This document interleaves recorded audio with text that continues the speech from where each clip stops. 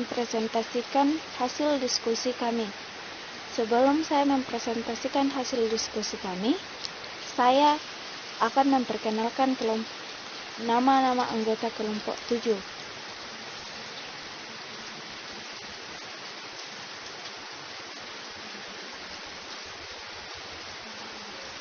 Yang pertama, saya sendiri, Listrawati Baso, NIM 219311102. Yang kedua, Laurentius Siringan, NIM 219311086. Yang ketiga, Manuel Kalembang, NIM 219311140. Yang keempat, Raisak Sidang Patasik, NIM 219311099.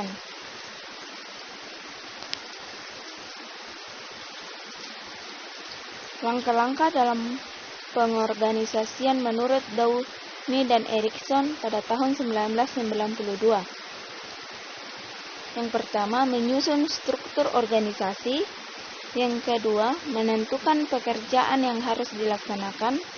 Yang ketiga, memilih, menempatkan, dan melatih karyawan. Yang keempat, merumuskan garis kegiatan. Yang kelima, membentuk sejumlah hubungan dalam organisasi dan kemudian menunjuk stafnya. Pengorganisasian dapat pula dikatakan sebagai proses manajerial yang berkelanjutan ketika teknologi organisasi haruslah dapat mengikuti perkembangan yang ada di sekitarnya.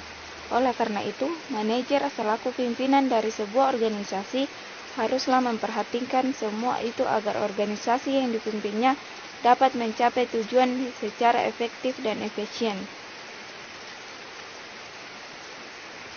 Ada 3 hubungan dasar dalam hubungan formal suatu organisasi, yaitu yang pertama, tanggung jawab, merupakan kewajiban individu dalam melaksanakan tugasnya. Yang kedua, wewenang. Wewenang adalah suatu hak untuk mengambil keputusan mengenai apa yang harus dilakukan seseorang dan merupakan hak untuk meminta kepada orang lain untuk melakukan sesuatu.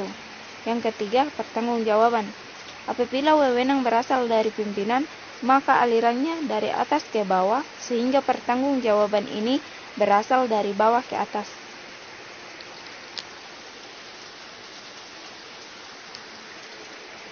Pengorganisasian teknologi. Yang pertama, manajemen teknologi juga mencakup pengorganisasian sumber daya yang diperlukan dan mengalokasikannya dengan tepat. Di samping itu, teknologi yang diaplikasikan juga harus diorganisasikan dengan baik, sehingga tidak terjadi kesalahan-kesalahan yang dapat mengakibatkan ketidakefisienan. Poin yang kedua, seiring berkembangnya teknologi, muncullah alat-alat pertanian yang dapat digunakan petani untuk mempermudah dalam pekerjaan mereka.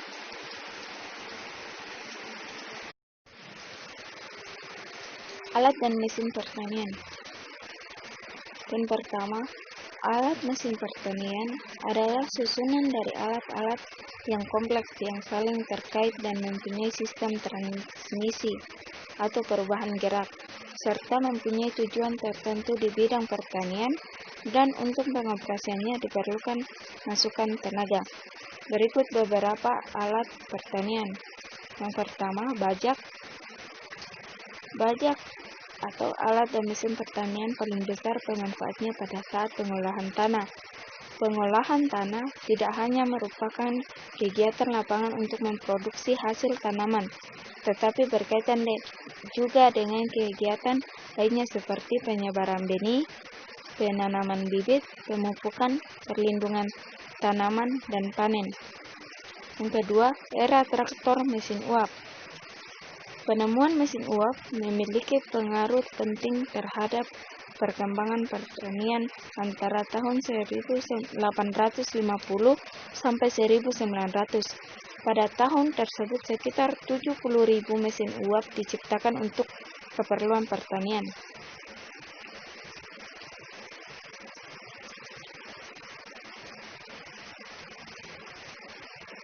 Yang ketiga, mesin tak bertenaga pembakar internal.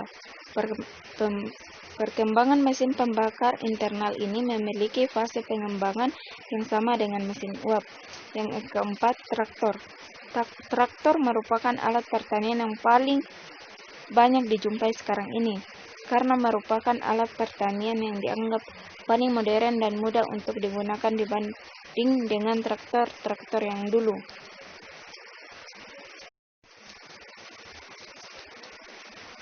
Penggunaan teknologi. Poin pertama, dalam perkembangannya, teknologi banyak mengalami inovasi-inovasi baru, mulai dari ditemukannya mesin uap abad ke-18, peralatan Perang Dunia Pertama dan Kedua, sampai muncul teknologi canggih pada awal dekade 1980-an sampai sekarang. Poin kedua, perkembangan teknologi yang semakin maju dapat diterapkan dalam bidang pertanian atau agribisnis, bahkan dapat dijadikan sebagai kunci sukses dalam era pasar global atau internasional. Poin ketiga, manajemen teknologi agribisnis merupakan kegiatan pada setiap subsistem agribisnis.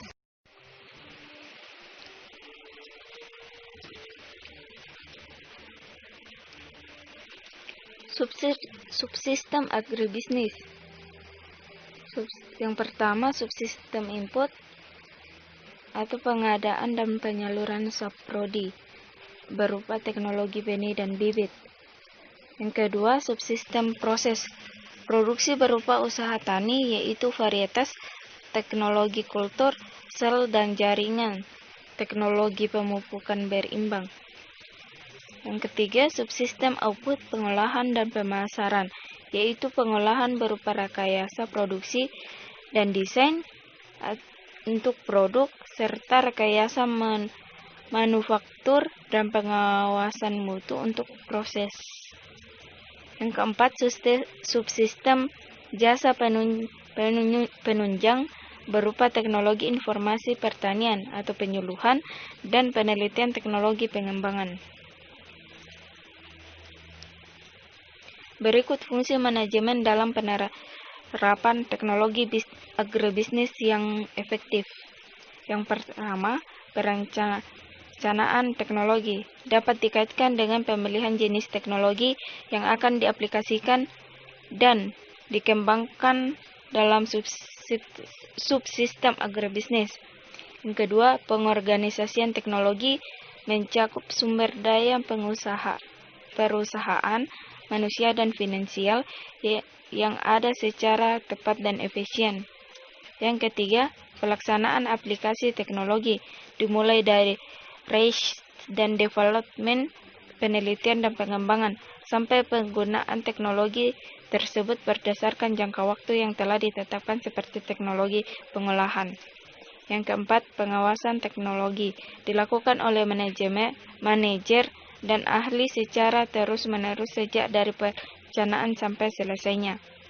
Yang keempat, evaluasi teknologi dapat dilakukan upaya untuk menilai pelaksanaan atau kesesuaian antara rencana.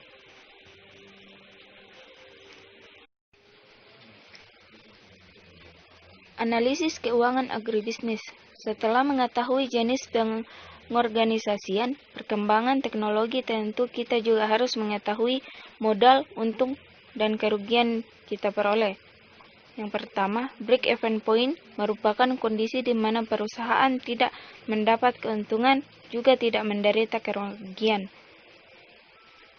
Bagian B, leverage. Masalah leverage muncul karena perusahaan menggunakan aset yang menyebabkan harus membayar biaya tetap dan menggunakan hutang yang menyebabkan perusahaan agribisnis menanggung beban tetap.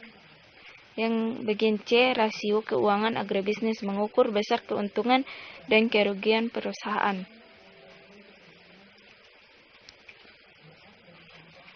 Sekian hasil presentasi saya. Saya ucapkan terima kasih.